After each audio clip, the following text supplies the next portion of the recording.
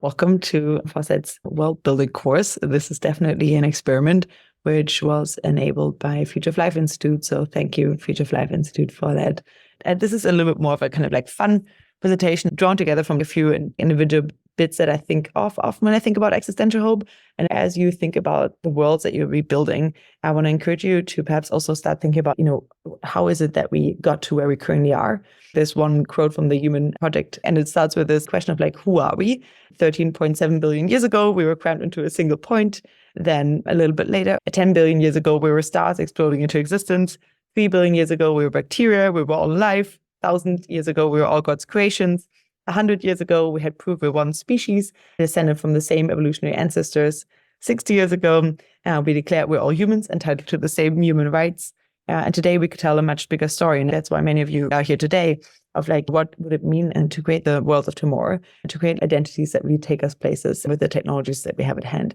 And so the question often becomes, okay, where are we really racing to here? Oftentimes, and many of you have noted this already in your introduction, when we think about the future, it's often a times of future that is, really marked by existential risk, I think, these days. And Nietzsche said it relatively poetically, and he basically envisioned this world of in some remote corner of the universe, put out and glittering in innumerable solar systems, there once was a star on which clever animals invented knowledge. That was the highest and most mendacious minute of world history, yet only a minute. After nature had drawn a few breaths and the star grew old and the clever animals had to die. There have been eternities when it did not exist, and when it's done for again, nothing will have happened. And I feel sometimes we do think about rather doomy ways about what the future really holds for humanity, where we really want to encourage you throughout the course to really think about what alternatives could look like.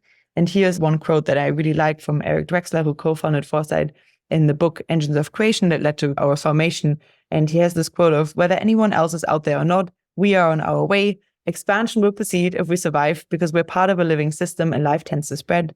Pioneers will move outward into worlds without end. Others will remain behind, building settled cultures throughout the ages of space. Where goals change and complexity rules, limits need not bind us. New technologies will nurture new arts, and new arts will bring new standards. The world of brute matters offers room for great but limited growth. The world of mind and pattern, though, holds room for endless evolution and change. The possible seems room enough. And this is interesting because holding both of these worlds in our hand, not being Pollyannish about the real kind of, catastrophic and possibly existential risks that we have facing forward, but also really holding them and thinking about the more positive worlds, not just thinking about the worlds that we don't want to build, but really the worlds that we could be building instead if we don't go extinct. This is really what this course is about. And obviously, there will be a technological component at the beginning, and then there'll be a societal component. When thinking about both of them, I want to encourage you to think quite creatively about them. For example, when you think, let's say, about longevity biotechnology, I really want you to think about what would it feel like to have the health of your early 20s combined with the wisdom of generations. What would it look like to see your grandchildren's grandchildren grow up? So don't just think about the technological aspect, perhaps, but also really what it would look like for society to adopt these technologies in a beneficial way. When you think about nanotechnology, not just think about the kind of specific technologies that you want to encourage, but what would possibly a truly abundant future look like? What could we repair in our current biosphere? And what could we build if costs and externalities are not, or perhaps less of an issue?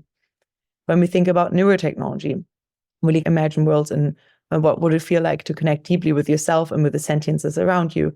What would it feel like to feel what your friend feels, to see what an eagle sees, to possibly connect even with digital intelligences? So really ask these kind of more creative questions.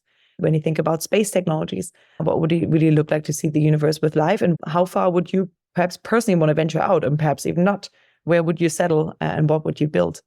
And lastly, with AI, I think oftentimes we really are focused on the types of questions that we could answer with increased intelligence, but I also really want you to think about what new questions could we possibly ask with increased intelligence. This is for the technology stack, and we have different also folks that you can draw on in the Foresight ecosystem. So if you have specific people that you want to talk to in these technologies, please do reach out to me.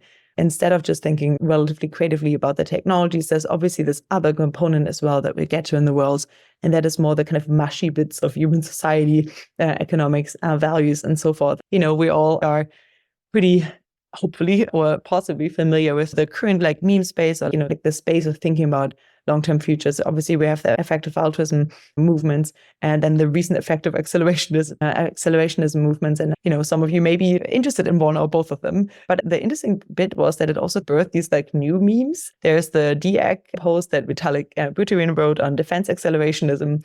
Then there's one from Trent McConaughey where he wrote about brain-computer interface accelerationism. And then from Andrew Karpathy about intelligence amplification accelerationism. So there's all of these different meme spaces that are boiling up right now, sometimes in not super, I guess, fruitful ways that they currently clash on the internet. And I really want you to think perhaps even transcending the current canon of different movements around the future, but really think from first principles of what would it look like to create beautiful worlds. One really interesting concept here is the notion of a protopia. This is from Kevin Kelly. And in that notion, he thinks about, rather than thinking about one perfect end state, what would it look like to think more about the journey? We've already come a long way as civilization. And so what would it look like to perhaps have incremental improvements in things that we care about, such as more peace, better health, better education, that could already get us quite a long way. Another interesting one that I like to think about is the notion of Periop. This one was developed from Mark Miller and Eric Drexler quite a while ago. And they basically lay out that even by just improving the existing cooperative infrastructure that we have in society, what if we could increase Pareto-preferred interactions across humans so that more individuals could reach the worlds that they prefer, each by their own standards? So I think it's another kind of interesting way to think about the future. We obviously have this notion of a weirdtopia. This one is, I think, from Eliezer Yudkowsky. And he basically points to the idea that as our world advances, our challenges and opportunities will pretty much evolve. And so will also our perception of what is ideal. And so slowly we may end up in worlds that are pretty different to the ones that we currently have. And so just if you imagine our ancestors from the 17th century being juxtaposed on our current society, they may find it pretty weird. So may we also find the worlds that we will in the future inhabit pretty weird. But perhaps that's not even quite that bad, because after all, we may not very much like to live in the kind of, a few hundred years ago when we had, massive levels of inequality, some religious fanaticism and oppression that seem rather alien to us right now. So I think we need to think about the weirdness of these worlds as well. At the same time, there may be a few things that we may want to retain. There's another, I think, last one post that really talks about a few laws of fun. So oftentimes when we think about utopia or about positive worlds or something, they could possibly look rather bland, but there may be a few kind of things that just give us as our current human embodied selves really value. And, just like in a video game, for example, where if the game is too easy, it may get boring, then there may be a few kind of laws that maybe say that, maybe the futures that we want to inhabit are the ones which continue to challenge us as we evolve and grow. And so maybe there's a few of these kind of almost pillars that we want the futures to still contain as we build really ambitious worlds throughout the world build.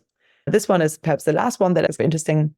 This one is from Scott Alexander, and it's on atomic humanitarianism. And he basically says that imagine that rather than all of the polarization that we currently have, where so many different value systems clash online, what would it look like to have instead value-aligned individuals that could form individual subcultures?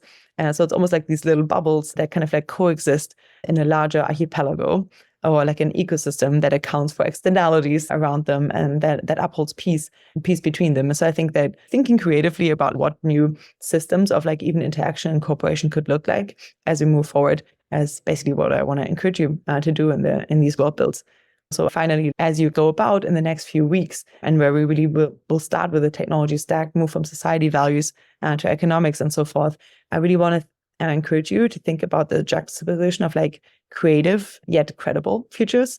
So feel free to draw from the stack of existing technologies that we already have and the social meme and economic systems that we have built up, but also think rather creatively about what could it look like if we transcend those and think a little bit more transdisciplinary by combining individual bits and pieces into wonderful, creative yet credible worlds.